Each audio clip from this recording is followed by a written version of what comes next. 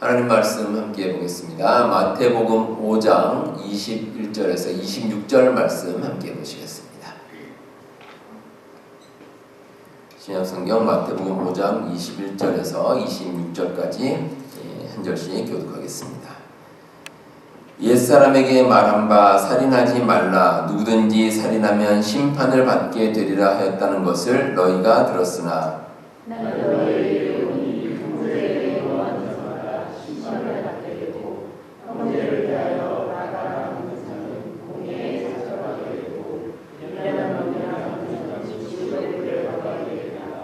그러므로 예물을 제단에 드리려다가 거기서 내 형제에게 원망 들을 만한 일이 있는 것이 생각나거든. 예물을 제단 앞에 두고 먼저 가서 형제와 화목하고 그 후에 와서 예물을 드리라. 너를 고발하는 자와 함께 길에 있을 때에 급히 사와라. 그 고발하는 자가 너를 재판관에게 내어주고 재판관이 옥리에게 내어주어 옥에 가둘까 염려하라.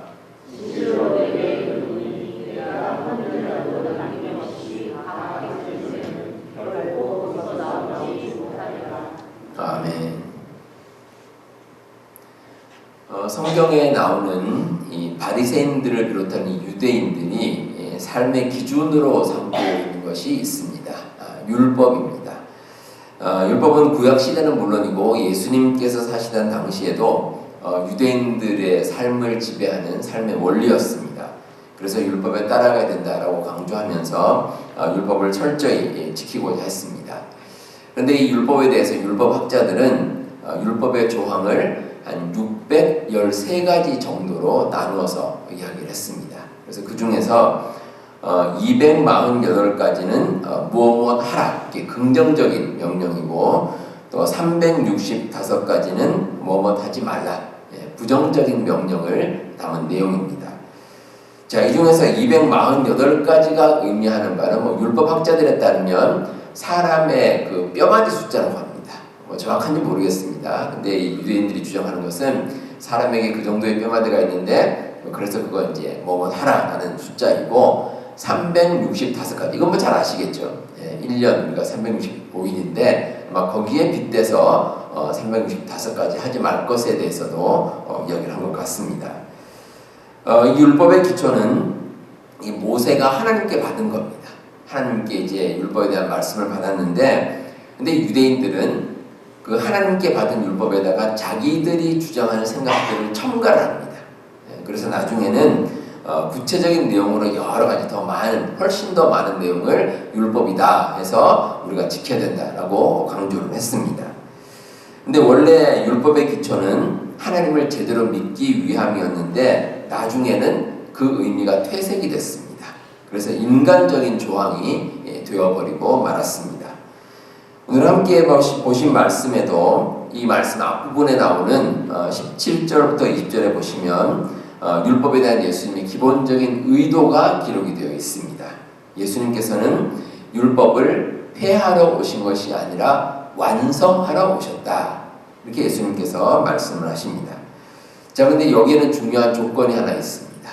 그 율법을 완성하기 위해서는 그에 따르는 권위가 필요합니다.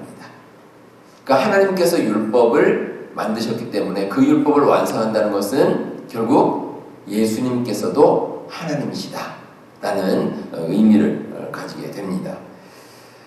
예수님께서는 일단 과거에 기록된 율법의 내용에 대해서 언급을 하십니다. 율법 조문에 대해서 옛 사람에게 말한 바 이렇게 말씀을 하십니다. 그러니까 기존에 기록된 율법의 내용이나 여러 가지 전승에 대해서 구체적인 내용을 먼저 말씀을 하시는 겁니다. 그러니까 이스라엘 사람들이 이미 이 내용을 알고 있죠. 그러니까 너희들이 알고 있는 바 이러한 내용이 있지만 이렇게 말씀하시는데 그런데 그렇게 말씀하신 후에 또 덧붙이십니다. 나는 너희에게 이르노니. 그러니까 예수님께서 비록 유대인들이 이러이러한 내용을 알고 있고 또 율법이라고 지키고 있지만 그러나 예수님께서 새롭게 그 율법을 완성시켜 주시겠다는 겁니다. 자, 이런 모습이 유대인들에게는 충격적이었습니다. 모세와 율법을 최고의 가치로 여기고 있었기 때문에 예수님의 말씀이 당연히 상당히 충격적인 것으로 다가왔습니다. 그런데 이 예수님의 모습도 충격적이지만 새롭게 말씀하신 내용은 더 충격적입니다. 오늘 말씀은 율법에 기록된 여러 조항들 가운데 살인에 대한 이야기로 시작을 합니다. 21절에 보시면 옛사람이 말한 바 살인하지 말라 누구든지 살인하면 심판을 받게 되리라 하였다는 것을 너희가 들었으나 이렇게 말씀을 주십니다. 이 살인에 대한 조항은 내용이 아주 단순하고 분명합니다. 이건 아주 강력한 범죄죠. 그러니까 당연히 그 범죄에 대해서 심판을 받게 될 것이다. 누구나 알 수 있는 내용입니다. 근데 예수님께서 마지막 부분에 여운을 남기십니다. 너희가 들었으나. 그러니까 이러이러한 내용을 너희가 들었으나 그러나 그 다음에 예수님께서 또 하실 말씀이 있다는 거죠. 그래서 22절에 보시면 나는 너희에게 이르노니 형제에게 노하는 자마다 심판을 받게 되고 형제에 대하여 나가라 하는 자는 공회에 잡혀가게 되고 미련한 놈이라 하는 자는 지옥불에 들어가게 되리라. 이렇게 말씀을 하십니다. 자, 누군가에게 화를 내는 사람, 이런 사람도 역시 살인자와 같은 똑같은 심판을 받게 된다는 겁니다. 성경에 보시면 이 원어에 보시면 살인자가 받게 되는 심판이라는 그 심판의 단어와 또 노하는 자, 화를 내는 자가 받는 심판, 이 두 단어가 똑같은 단어입니다. 예수님께서는 이 두 가지를 똑같이 놓고 보셨다는 겁니다. 그리고 나가라 하는 자, 나가라 이제 유대인들이 하는 욕입니다. 욕설인데 이렇게 욕을 하는 자는 공회에 잡혀가게 되고 또 미련한 놈이라고 말하는 자는 심지어 지옥불에 들어가게 될 것이다. 이렇게 아주 강력하게 말씀을 주십니다. 아마 예수님의 이 말씀을 듣는 유대인으로서는 이해가 잘 되지 않았을 겁니다. 누군가에게 화를 내고 누군가를 욕하는 것. 이거 우리가 살다 보면 어떨 때는 아주 비일비재하게 일어나는 일입니다. 우리가 살면서 화를 낼 때가 있습니다. 그리고 화를 심하게 낼 경우에 때로 목소리가 막 높아지죠. 목소리가 높아지면서 내가 가진 그 화를 막 드러낼 때가 있는데 사실은 그리스도인이 이렇게 하는 것은 바람직하지는 않습니다. 그게 좋다는 뜻은 결코 아닙니다. 하지만 그렇게 한다고 해서 심판을 받거나 심지어 지옥불에 떨어지게 된다. 이 한편으로는 참 무섭기도 하고 한편으로는 이게 너무 심한 것이 아닌가 이런 생각이 우리가 들 수가 있습니다. 자, 그런데 예수님께서는 한술 더 뜨십니다. 이어지는 말씀에서 형제와의 화목에 대해서 이제 언급을 하시는데 누군가가 이제 하나님께 예배드리러 갑니다. 오늘 여러분도 이제 아침에 이렇게 예배드리러 나오셨는데 예배드리러 가는데 형제에게 원망 들을 만한 일이 갑자기 생각이 납니다. 자, 이 말씀을 잘 보셔야 됩니다. 내가 어떤 형제를 원망할 일이 아닙니다. 원망할 일이 아니고 원망 들을 일. 어떤 뜻이겠습니까? 내가 잘못한 거예요. 내가 잘못한 거. 그러니까 보통 사람이 그렇습니다. 다른 사람의 잘못에 대해서는 생각이 잘 납니다. 누가 어떤 잘못을 했다고 생각이 잘 나는데 내가 잘못한 일에 대해서는 어떻습니까? 잘 좀 잊어버리죠. 우리가 잊어버리고 살 때가 있습니다. 자, 그런데 형제에게 원망 들을 만한 일이 생각이 났다. 이게 무슨 뜻입니까? 내가 잘못한 일이 갑자기 번뜩 생각이 난 겁니다. 자, 그런데 예수님께서는 그 일을 먼저 해결하라는 겁니다. 하나님께 나와서 예배드리기 전에 그 일을 먼저 해결하고 그 다음에 하나님께 나와서 예배를 드리라. 이렇게 말씀을 주십니다. 유대인들에게는 하나님께 예배하고 하나님께 예물 드리는 건 아주 중요한 일입니다. 정말 다른 거 다 제쳐놓고서라도 해야 될 일인데 근데 예수님께서는 형제와 화해하는 것이 더 중요하다라고 말씀을 하십니다. 자, 이 말씀이 과연 무슨 뜻일까? 과연 무슨 의미를 가지고 있을까? 결론부터 말씀드리면 오늘 설교의 제목처럼 진심을 담은 삶입니다. 이 세상을 진심으로 살아가라는 거죠. 우리가 살아가면서 진심을 담은 삶을 사는 것이 쉽지는 않습니다. 겉으로 드러난 일에 따라서 행동하는 경우가 참 많이 있습니다. 그런데 예수님께서는 우리가 온전한 진심을 담은 그런 삶을 살기를 원하십니다. 자, 그러면 어떻게 살아야 될까? 두 가지로 나눠서 함께 한번 보도록 하시겠습니다. 자, 먼저 우리가 진심을 담은 삶을 살아가려면 하나님 앞에 서 있다는 마음으로 살아가야 할 것입니다. 다시 말해서 우리가 살아가는 삶의 모든 순간마다 하나님께서 우리의 모든 것을 지켜보고 계신다는 마음으로 하루하루를 살아가는 겁니다. 그러면 예수님께서 원하시는 정말 진심을 담은 삶을 우리가 살아갈 수가 있습니다. 자, 오늘 말씀에서 예수님께서 드신 구체적인 예가 살인입니다. 이 살인이라고 하면 아주 끔찍하고 또 극단적인 그런 생각이 듭니다. 하지만 살인이 극단적인 만큼 그에 대한 결론은 아주 분명합니다. 심판입니다. 어떤 식으로든지 심판을 받습니다. 구약시대 율법으로는 이 살인을 저지른 사람에 대해서는 사형 판결입니다. 오늘날도 그렇습니다. 아주 중형을 받습니다. 그만큼 이 처벌이 강력하고 분명합니다. 그런데 예수님께서는 이 개념을 확장시키십니다. 누군가에게 화를 낸 사람도 그만큼의 심판을 받게 된다는 겁니다. 자, 여러분들, 누군가에게 화를 내는데 우리가 심판받는다, 이렇게 한번 생각해 보시기 바랍니다. 상당히 두려운 마음이 듭니다. 우리가 화를 냈을 때 심판을 받게 된다라고 하면 두려운 마음이 드는 이유가 있습니다. 우리가 원래 화를 냈을 때 우리가 받을 벌에 대한 처벌 규정이 사실은 없기 때문에 그렇습니다. 자, 누군가 화를 낸다고 해서 당장 벌을 받아야 된다, 이런 규정은 없습니다. 그런 말은 사실은 있을 수가 없습니다. 물론 화가 다른 범죄로 이어질 수는 있겠지만 화를 낸다는 자체로 어떤 큰 벌을 받게 된다, 이게 사실 우리가 생각할 수 없는 일입니다. 자, 그러면 예수님께서는 왜 화를 내는 것에 대해서 이렇게 심판까지 언급하셨을까? 하나님 앞에서 우리의 모습을 강조하신 겁니다. 이 화를 내는 것 자체가 상대적으로 큰 죄는 아닙니다. 그래서 세상에서도 죄라는 언급조차 하지를 않습니다. 하지만 예수님께서 말씀하신 것은 그 이상입니다. 우리의 모든 말과 행동을 하나님께서 지켜보고 계신다면 어떻습니까?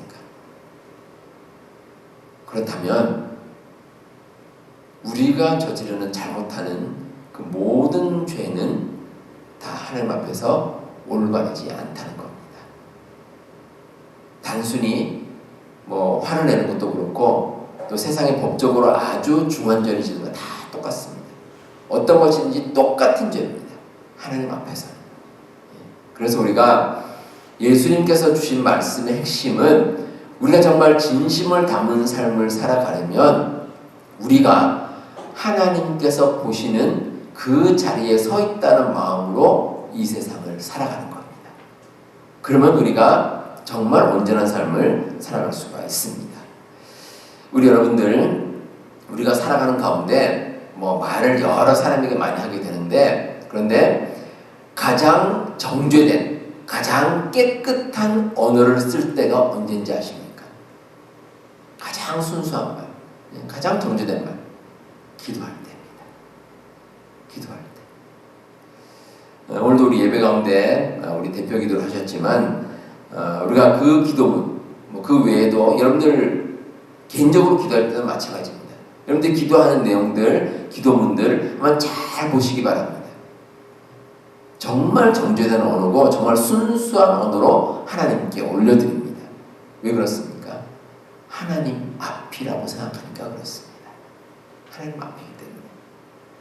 예수님께서 강조하시는 것이 바로 이런 마음입니다. 우리가 세상을 살아가면서 여러 가지 말을 하고 여러 가지 행동을 합니다. 그런데 그 어떤 것이든지 늘 우리가 그럴 수는 없겠지만 적어도 우리가 그리스도인으로서 우리가 하나님께서 보신다는 생각으로 한번 살아가자. 이런 마음을 품고 있다면 우리의 삶이 많이 달라질 겁니다. 우리의 말도 많이 달라지고 우리 행동도 많이 달라질 수 있습니다. 사실 우리가 그렇게 하는 것이 쉽지는 않습니다. 그래서 우리가 뭐 화를 내거나 아니면 잘못을 저질러 놓고 어떻습니까? 후회하죠. 후회. 내가 그렇게 하는 게 아니었는데 이제 후회할 때가 많이 있습니다. 뭐 옛말에 그런 말 있죠. 참을 인자 셋이면 살인도 면한다 이런 말이 있지만 하지만 참을 인자를 셋을 쓰기도 전에 화를 못 이겨서 문제를 일으키는 그런 경우가 우리의 삶에 많이 있습니다. 그래서 어떻게 보면 우리 인간의 삶은 후회와 합리화가 반복되는 과정인지도 모릅니다. 어떤 일에 대해서 우리가 잘못을 저지릅니다. 그렇게 해놓고 나중에 내가 다르게 할 수도 있었는데 이렇게 후회를 합니다. 또 어떤 때는 한편으로는 아니야 내가 그런 상황에서 그럴 수밖에 없었지 라고 합리화를 하기도 합니다. 그래서 우리의 삶을 가만히 돌아보면 이런 후회가 있고 합리화가 있고 계속 반복이 됩니다. 그렇게 우리의 인생이 진행이 되는데 뭐 저도 그렇습니다. 저도 어리석은 말이나 어리석은 판단을 하지 않으려고 나름대로 심사숙고해서 판단을 합니다. 하지만 그럼에도 잘못된 행동이나 선택이 늘 있습니다. 그래서 후회하기도 하고 합리화하기도 하고 뭐 그렇게 이렇게 이제 세상을 살아갑니다. 근데 여러분 한 가지는 분명합니다. 적어도 우리가 하나님 앞에서 내린 결정에 대해서는 후회라는 것은 없습니다. 우리가 후회하는 것들 또 우리가 잘못되었다고 생각하는 것들 잘 생각해 보시기 바랍니다. 하나님께 정말 간절히 기도하고 판단한 것이 얼마나 되었을까? 사실은 내가 가진 생각으로 판단하고 행동한 것들이 참 많습니다. 정말 우리가 하나님 앞에 정말 간절히 기도하고 판단하고 선택한 것이라면 적어도 후회는 없습니다. 왜냐하면 그 결과가 어떻게 되었든지 하나님께서 인도해 주신 길이기 때문입니다. 그래서 하나님께서 궁극적으로 그런 길은 온전한 길로 인도해 주십니다. 그리고 우리는 온전한 삶을 살아갈 수가 있습니다. 자, 이렇게 우리가 하나님 앞에 서 있다는 생각으로 말하고 행동하면 우리의 삶이 참 많이 달라질 겁니다. 그리고 가장 중요한 것은 우리와 가까운 사람과의 관계가 달라집니다. 오늘 말씀에도 형제와의 화해를 예수님께서 말씀하셨는데 가까운 사람과의 관계에 대해서 이렇게 예수님께서 강조하신 이유는 반대로 말하면 가까운 사람과 화해하는 것이 힘들다는 겁니다. 훨씬 더 힘듭니다.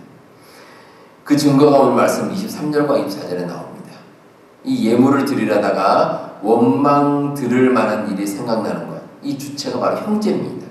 화해할 대상도 형제입니다. 근데 가까울수록 좋은 관계 유지하는 것이 오히려 쉽지가 않습니다. 하지만 예수님께서 말씀하신 이 형제의 화해를 생각해보면 화해가 쉽지 않더라도 우리가 하나님 앞에 서 있다는 마음으로 다가가면 그 어려운 것들을 해결해낼 수 있습니다. 그래서 우리 주님께서 이 말씀을 주셨고 또 우리는 그 가운데서 우리 주님의 능력에 힘입어서 온전한 삶을 살아갈 수가 있는 겁니다. 우리 성도 여러분, 우리의 삶이 과연 하나님 앞에 서 있는 삶인가? 여러분들 꼭 생각해 보시기 바랍니다. 우리가 날마다 살아가면서 삶이 분주하기 때문에 늘 우리가 그 마음을 품고 살아갈 수는 없습니다. 하지만 어떤 중요한 말이나 중요한 판단이 있을 경우에 여러분들 꼭 기억하시기 바랍니다. 내가 과연 하나님 앞에서 온전히 서 있는가? 그리고 하나님께 주신 그 말씀대로 따라가고 있는가? 그 말씀대로 따라가고 또 기도하는 가운데 그 말씀을 우리가 마음속에 받아들이면 그러면 하나님 앞에서 진심을 담은 삶을 살아갈 수가 있습니다. 우리 성도 여러분, 이런 온전한 삶을 살기 힘쓰시는 우리 성도님들 다 되시기를 바랍니다. 두 번째로 우리 그리스도인들은 더 높은 차원의 의를 이루는 삶을 살아가야 할 것입니다. 자, 이 삶은 세상에서 말하는 이 법이나 상식을 넘어서는 삶입니다. 예수님께서 우리로 하여금 율법을 넘어선 존귀한 의를 이루기를 원하십니다. 그러면 그 결과 우리는 진심을 담은 삶을 살아갈 수 있습니다. 예수님께서 산상수훈을 말씀하시면서 완성하려고 하셨던 것은 율법입니다. 일종의 법조문입니다. 그래서 세상 사람들도 여기에 대해서는 어느 정도 알고 있습니다. 하지만 예수님께서 말씀하신 것은 그 이상입니다. 세상에 기록된 것, 뭐 율법이든지 세상법이든지 이런 조문에 나와 있는 것 이상에 대해서 예수님께서 말씀을 하십니다. 자, 그 말씀의 핵심은 의미입니다. 의미. 율법에서 또는 법조문에서 이러이러한 것을 하라, 이러한 것을 하지 말라라고 얘기를 하는데 예수님께서 원하시는 것은 거기에 나와 있는 그 내용뿐 아니라 그 내용이 가진 의미입니다. 그런데 그 의미는 한 차원 높은 겁니다. 더 힘든 겁니다. 자, 여러분께 질문 하나 드리겠습니다. 이런 율법이나 법조문에 나와 있는 것, 이 내용을 거기에 맞춰서 사는 것이 쉽겠습니까? 아니면 그 의미를 지키면서 사는 것이 쉽겠습니까? 둘 중에서 어떤 게 더 쉬울까요? 거기에 겹쳐있는 그 내용대로 사는 것이 훨씬 더 쉽습니다. 물론 뭐 어려운 부분도 있겠죠. 하지만 그 의미를 지키며 살아가는 것은 더 어렵습니다. 우리가 그 의미를 마음속으로 깨달아야 되고 정말 진심으로 그 의미를 우리가 실천하고 살아야 되기 때문에 그래서 더 어렵습니다.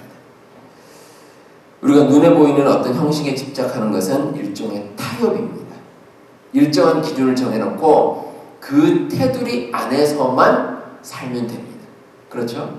우리가 살아가면서 어떤 법이 있습니다. 그러면 어떤 것은 하라, 어떤 것은 하지 말라고 하는데 거기에 테두리가 있습니다. 분명한 테두리가 있습니다. 그 안에서만 살면 적어도 비난을 받거나 벌을 받지는 않습니다. 그런데 예수님께서는 우리에게 좀 더 높은 차원을 원하십니다. 그 의미까지 우리가 받아들이는 겁니다. 진짜 그리스도인이 되는 것은 어쩌면 우리 존재 전부를 우리 주님께 맡기는 삶입니다. 형식적인 문구만 지키는 것이 아니라 근본적인 의미에서 순종하는 삶입니다. 그게 힘들지만 그렇게 사는 것이 우리에게 축복입니다.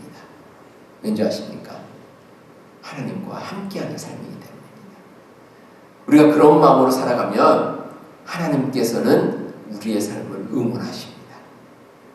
우리가 어떤 일을 하든지 하나님께서 우리에게 지혜와 용기를 주시고 우리로 하여금 그 힘든 것을 이겨낼 수 있도록 우리에게 능력을 더하여 주십니다. 그리고 우리가 궁극적으로 그런 삶을 살게 되면 존귀한 삶을 살게 됩니다. 세상 사람들과 다른 삶입니다. 세상 사람들은 자기의 생각에 맞춰 세상을 살아가지만 우리는 하나님의 놀라운 역사를 체험할 수 있습니다. 이 세상 살아가면서 세상 사람들은 평생 모르는 축복을 체험할 수 있고 또 그 놀라운 은혜가 반드시 우리에게 있습니다. 우리 성도 여러분, 그리스도인은 글자 그대로 예수 그리스도의 말씀을 믿고 따르는 삶을 의미합니다. 예수님께서는 우리에게 분명히 말씀해 주십니다. 하나님 앞에 서 있는 마음으로 그리고 세상 사람들과 다른 차원 높은 의를 이루고자 원하십니다. 그 과정이 때로는 어려울 수도 있습니다. 하지만 우리가 우리 주님 말씀 따라 살아가면 우리 주님께서 우리에게 은혜를 내려주시고 우리 삶 가운데 놀라운 축복으로 함께해 주실 줄 믿습니다. 우리 여러분들 이 말씀을 꼭 기억하시고 우리 주님께 주신 그 능력으로 진심을 담은 삶을 살아가시는 우리 모든 성도님들 다 되시기를 바랍니다.